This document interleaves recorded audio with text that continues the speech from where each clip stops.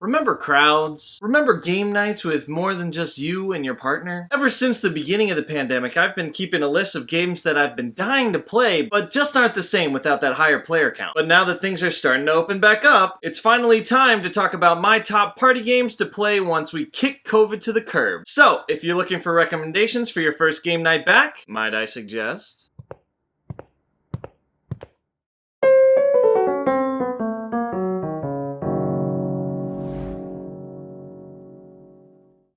Hi, I'm Alex and welcome to Might I Suggest a Game, a channel devoted to helping you find your perfect board game. Today, we're talking about party games because now that I'm feeling vaxxed and relaxed, I'm ready to party with 6 or more of my closest friends. I'll be giving some quick-fire suggestions today on my top party games, but I want to know what yours are too. Drop them below in the comments, and while you're there, don't forget to subscribe and hit that little bell button so you can get notifications when I post new content. Now, here are some of the things that the games on my list have in common. Number 1, these games all play really well with a high player count. When I finally send out that game night invite, it's going out to the whole neighborhood, maybe the whole city. Bring me everyone. What do you mean everyone? I want to make sure that everyone has a chance to play these awesome games. Number 2, all these games have a required level of social interaction. I haven't interacted with people in a year and a half, so I figure it's best to just rip the band-aid off and go for it. No. What year is it? And number 3, all of these games should be easily accompanied with a beveragino. Someone say Beveragino. Someone say pepperoncino. Someone say Beveragino. Take a little pepperoncino. After this pandemic is over, you know I'll be ready to celebrate with a drink in hand. Now, I ought to mention that these games aren't in order of my favorite, but I did order them from least rowdy to most rowdy, so take that into consideration. Now, let's get into it. Will one of these games be the perfect game for you? Let's find out, shall we?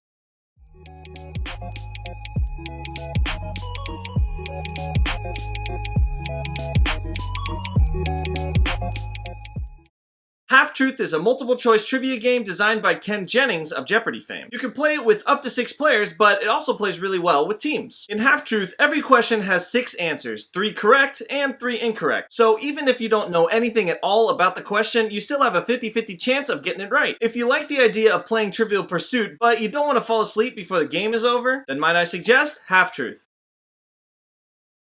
Wavelength is a social guessing game where you try to read your teammates' minds. It says it plays with up to 12 players, but you can really play it with however many you want. In Wavelength, the clue giver will be thinking on a spectrum, like from rough to smooth or from sad to happy, and trying to get their team to guess a certain position on that spectrum. The team that guesses best and is therefore on the same wavelength wins the game. If you want to see how close you've gotten with your friends over the pandemic, but don't really remember how to interact with them, not over text, then might I suggest Wavelength.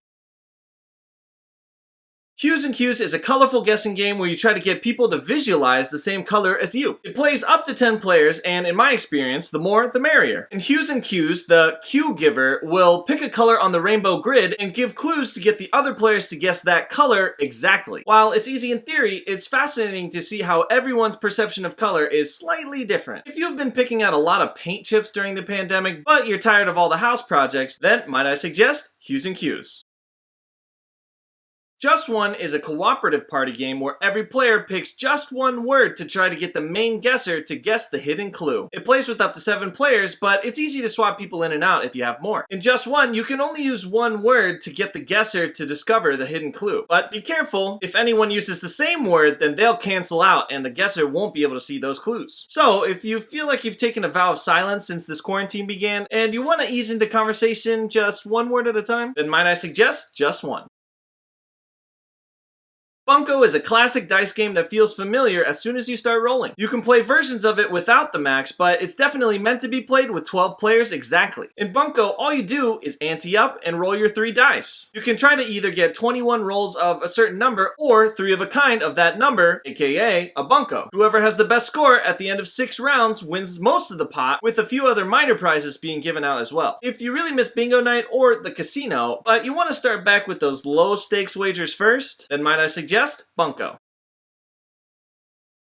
Crosstalk is a team word game where players will have to interpret obscure clues to try to guess a secret keyword. It plays up to 8 players, and the bigger your teams, the better off you'll be. In Crosstalk, clue givers from each team will give out subtle one-word clues to try to get their team to guess the secret word. The trick is that as soon as you give a clue, the other team gets to guess. So if your clue is too obvious, then they'll get it right away. But if your clue is too obscure, then your team won't get it either. If you think the same way as your friends, and you've got a group chat bursting with memes and inside jokes to use to your advantage, then might I suggest Crosstalk.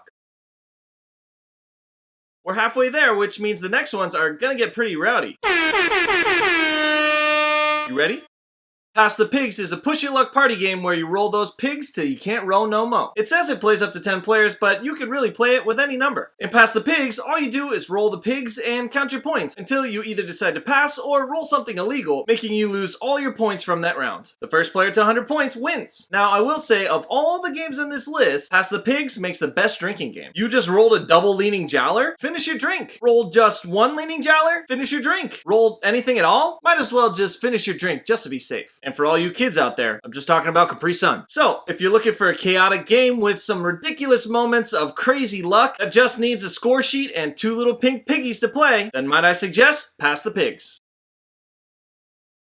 Secret Hitler is a social deduction game where everyone's trying to figure out who Hitler is to either kill him or protect him. It plays up to 10 players, and with this one, more players equals more intrigue, which equals more fun. Secret Hitler is full of bluffing and calling out people who aren't bluffing but who look like they might be. The liberals are trying to kill Hitler, the fascists are trying to protect Hitler, and Hitler himself doesn't really know jack. With so many layers of deception, you might still want to wear a mask so you don't have to practice your poker face. So, if you're looking for that adrenaline shot of social interaction, but you still have trust issues after being catfished one too many times on Tinder, then might I suggest Secret Hitler.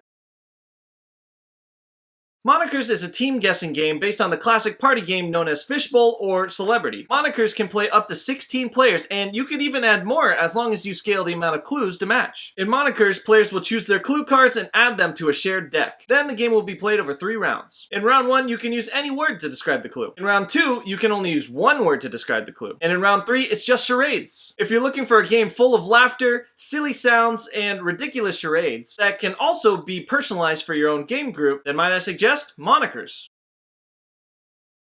Anomia is a card matching game where players will be forced to come up with random answers at a moment's notice. It plays up to 6 players, but in the party edition, there's enough decks to play multiple games at once. In Anomia, players will flip cards with a symbol and a category on them. When you match a symbol to someone else's card, you'll have to come up with an answer that fits their category before they come up with an answer that fits yours. If you're looking for a game that feels like categories under pressure and is sure to devolve into yelling or laughter at multiple times throughout, then might I suggest Anomia.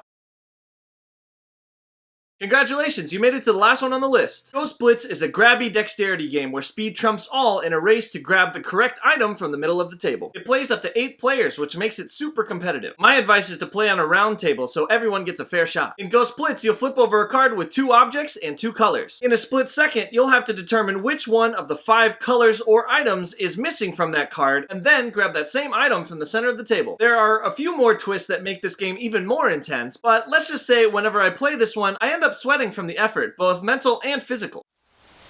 So, if you're looking for a rowdy, high-intensity competition that will be perfect once you don't have to sanitize every piece after every turn, then might I suggest Blitz. Phew, we made it! Thanks so much for checking out my Sommelier suggestions. I hope you get a chance to break out one of these games once the pandemic blows over and we can all get together again. I, for one, can't wait to hug all of my friends, grab a drink, and smack someone's hand in a round of Blitz. Thank you so much for all your support so far. Please don't forget to like, comment, and subscribe so I can keep growing this channel and keep helping you find your perfect board game. Once again, this has been a Might I Suggest production, and I'm Alex, your board game sommelier, signing off.